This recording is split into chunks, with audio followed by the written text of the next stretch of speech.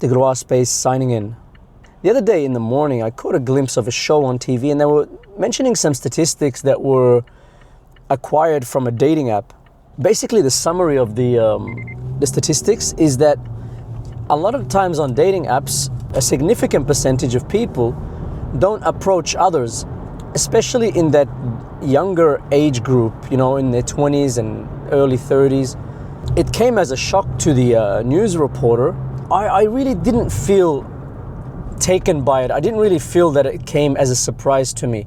Funny enough, the next day I was speaking to a friend on the phone and he was telling me that he saw that same program or that part of it and he was in shock. He said to me, usually when he deals with those age ranges, he feels like they're quite confident.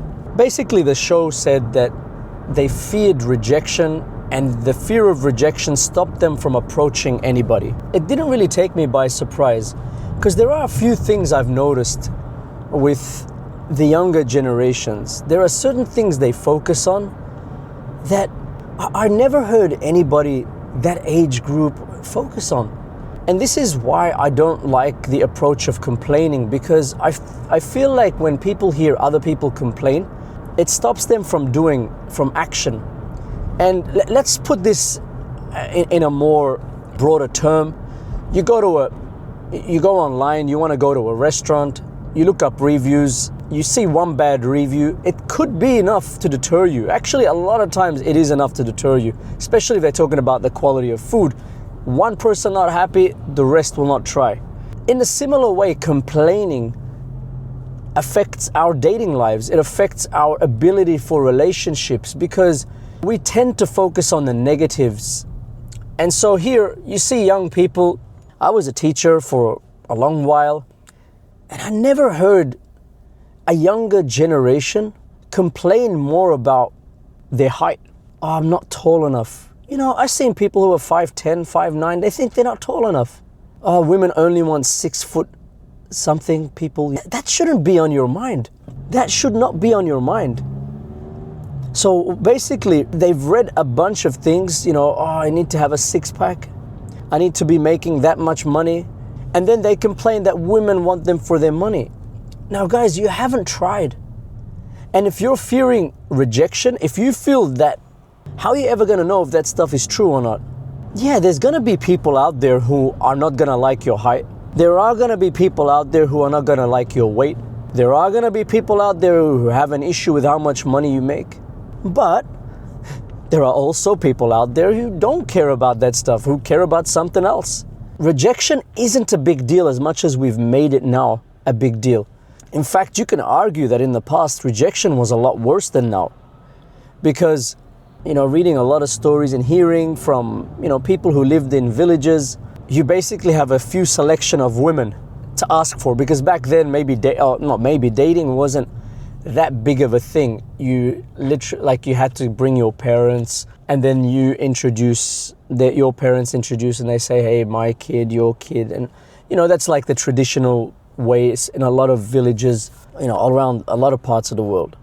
And sometimes it'll happen that the lady or the woman rejects you. Imagine in those days, you're in a small community. You've gone with your parents to her parents, you've asked, and then you got rejected. In terms of rejection, that is worse than anything you could fear online. Or even here, like you approaching a random girl. Imagine being in a small society and being rejected. And even then, that didn't really deter people that much. Yeah, it would have hurt somebody a bit, but life kept going. People used to say, it's destiny. They used to come up with it. It's a nice line to just say, hey, it's destiny. We're not meant to be.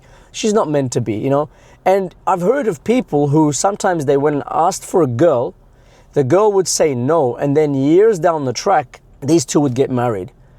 And they'd say it was fate. So even in that locked up small environment, people still managed to get over rejection.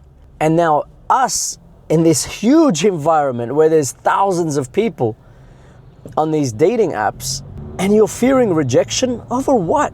Over what? You don't know this person. That person doesn't know you. If they don't reply to you, it's not a big deal. You need to just march forward, get over it. It's nothing. But this is where we need to talk about the second thing. This fear of rejection coming from a fragile ego, that's what really needs to be addressed. If you fear rejection, look at yourself. Are you afraid of your ego getting hurt? Your image? You know, you have a certain image, and what's happening now, I fear, is that people put more energy in maintaining their image than in actually actualizing it. You'd rather look the part than be the part. Naturally, you're gonna have no sense of action because, hey, look, I look good on the social media, I look good in front of my friends, I give off certain vibes. I'm more invested in protecting those than in actually getting action. So we need to address that. You need to look at yourself and say, hey, is the image that I have of myself, is that what's restricting me? And you know what, I'll cut the chase, it is, but look into it, because the details of everyone's image is different. What in your image is stopping you?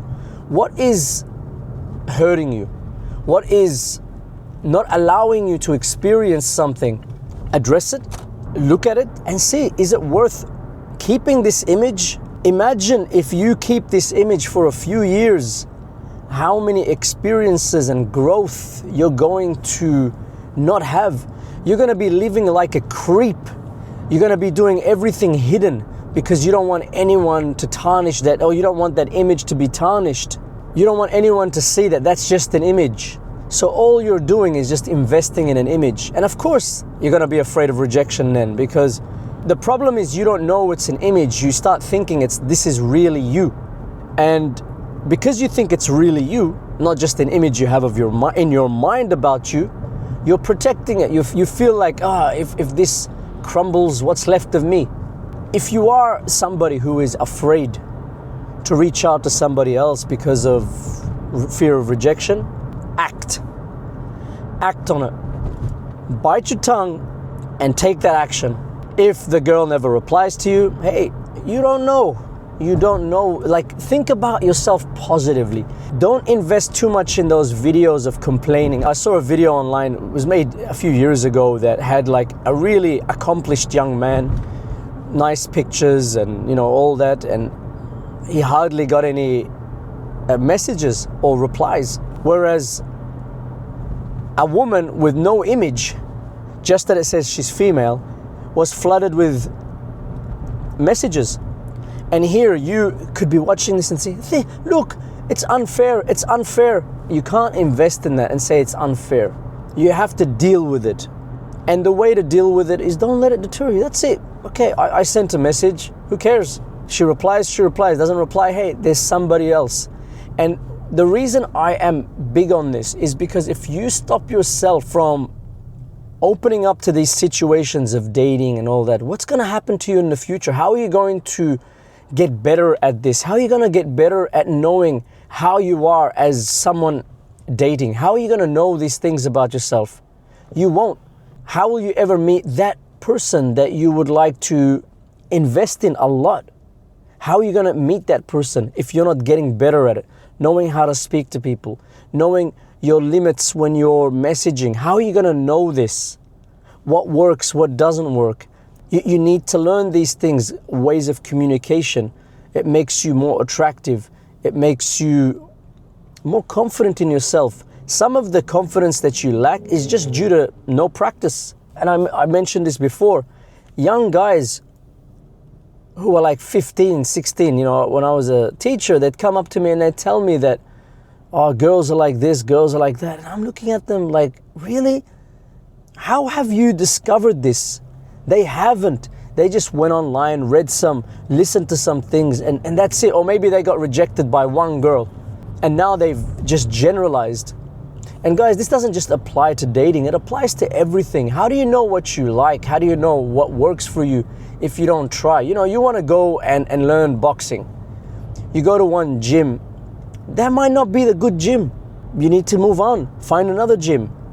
And what do you do if you find a gym and you're not happy? Do you just stick to it because you found it and because you got used to it? No, you gotta exercise your ability to choose, because through choosing again over and over, you start to see where you need to be. DegloireSpace signing out.